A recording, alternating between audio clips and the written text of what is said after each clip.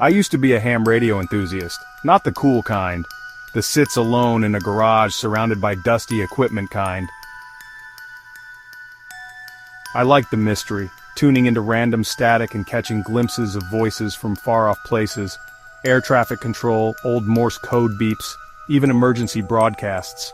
It felt like eavesdropping on forgotten corners of the world. But then I found station 191.6, and everything changed. It was late, 2:14 a.m.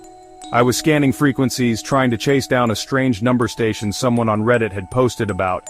Instead, I landed on a faint signal, 191.6 FM. No call sign, no identifiers, just sound. At first it was barely anything, a low hum buried in static. But after a few minutes the hum began to pulse like breathing. It didn't sound digital, it sounded organic. Then the whispering started. Not voices exactly. Mouth sounds, like someone wetting their lips before a word that never came.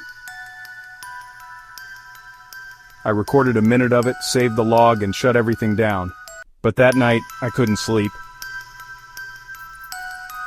Over the next few days, I kept returning to 191.6. The broadcast changed, subtly, then significantly. The hum grew louder, the whispers became more coherent. Numbers, phrases, nonsense at first, then pieces of language that didn't make sense. The spine remembers. Crushed bone sings loudest. We are not in the walls, we are the walls. I posted a sample on a private forum. One guy replied, "You picked up the tower." I messaged him, asking what he meant. His response was short abandoned relay tower in the woods north of Meadow Nook, built in the 60s, no longer listed. If you're hearing it, it's found you. The message was deleted 5 minutes later, his profile too. I didn't sleep for 2 nights. The whispers kept running through my head. I'd hear shortwave tones in the fridge hum or static in my fan.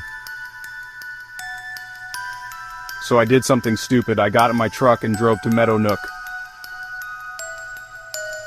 I didn't expect to find anything, but 20 miles into the forest, past a broken logging road, my radio picked up the signal again. Clear now. No more whispers, just the hum, and layered beneath it, what sounded like sobbing. I followed the signal strength, old-school triangulation, until I saw it. A metal tower, half-collapsed, looming above the tree line. Vines wrapped its base. The satellite dish on top was cracked, barely hanging on. At the base was a rusted door. It opened too easily. Inside was a stairwell spiraling downward into darkness. The walls were lined with decades-old analog tech. Dials, meters, reels of tape. Dust floated in the beam of my flashlight like ash. One console still worked, lit by a green monochrome screen displaying a phrase that updated every few seconds. Signal active, awake, listening. I heard a click behind me. A reel-to-reel recorder had activated on its own. Tape spooled across the machine. From the speaker I heard my voice. I shouldn't have come here. I hadn't said it, but it was my voice. Exact tone, exact pitch. I stepped back and realized the hum I'd heard was louder, now pulsing through the floor, like a heartbeat coming from below. I ran deeper into the station. The hallways were wrong. They bent slightly, like the angles didn't obey geometry. Rooms appeared, then disappeared when I looked again. I saw a control panel that had hundreds of tuning knobs, all stuck in place, many labeled in languages I couldn't read. Then I found the monitoring room, dozens of old CRT screens, most were off, but a few played grainy footage, a man sleeping, filmed from above, a woman pacing in a bathroom, timestamp next Thursday. One screen showed me standing in the hallway just outside that room. I turned, the hallway was empty, but when I turned back, all the screens were now showing me, every one. each version moving slightly differently. One smiled, one tilted its head, one stared into the camera with black static-filled eyes. Then the signal cut out, the room went black.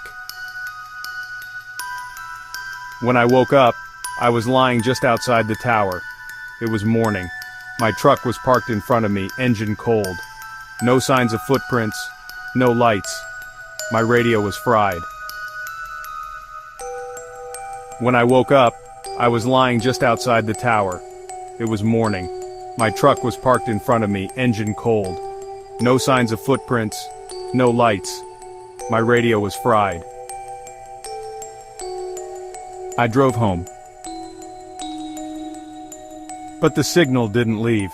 Now I hear it in everything. The buzz of streetlights, the rumble of planes, the tone when a call ends. Sometimes I wake up and find my radio on, tuned to 191.6. Last night it was playing a new message, return, final transmission pending. I destroyed the equipment, burned the tapes, but I still hear it. And last night, one of my CRT monitors turned on by itself. A message displayed in green text across the screen. Signal lost, awaiting host.